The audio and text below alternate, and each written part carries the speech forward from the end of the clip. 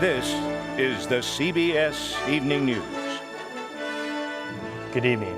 I'm Adam Lorenz. Scott Pelley is on assignment tonight. Women choosing sperm donors could expose their future children to many recessive genetic disorders. But is there a better way to screen sperm donors for genetic diseases and take chance out of the equation? Tamor Balayesh reports how one woman's experience may be revolutionizing the industry. Ann Morris and her partner used a sperm donor to conceive their first son. I think we had been home from the hospital for 4 days, and a state doctor called, this wasn't a voice I'd ever heard before, and said, "Is your child still alive?"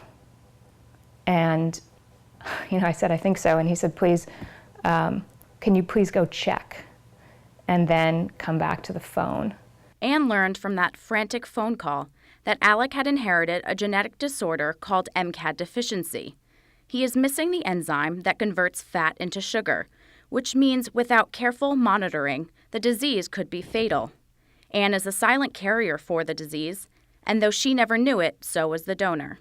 We're very comfortable with managing the condition now, but it was certainly a learning curve and a scary one for us. The stress of just, are you going to make it through the next meal? Are you getting in the car to take him to the hospital? The first hospital admission you go through, first time he gets the flu, the first time he gets food poisoning. Those were all big milestones for us. Ann's earliest moments as a mother ultimately inspired her startup company, Gene Peaks. Morris commutes from her Boston area home to New York City to Gene Peaks headquarters, where she works to make sure that women don't end up in the same position as she did. At Gene Peaks, researchers are developing a system that screens both donor and mother for over 600 recessive genetic disorders.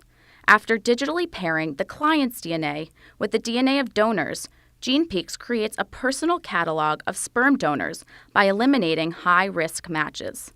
We are giving you a preview of what's likely to happen if two people were to reproduce in a natural way. One expert thinks the technology is not thorough enough. Is Gene Peaks technology truly helpful if it cannot track other factors affecting the development of rare genetic disorders? Tufts University professor Sheldon Krimsky sits on the Council for Responsible Genetics. We don't know whether these recessive traits are standalone or whether we're entering a domain where the genes by themselves may be in interaction with environment. However, this type of genetic technology is in its earliest stages of development, and Ann Morris continues on her path to change the sperm bank industry. We really spent a year not being entirely convinced that he was going to wake up the next morning. And, he jumps out of bed every day now and goes and explores the world with confidence. And, there's no way to describe that journey for us.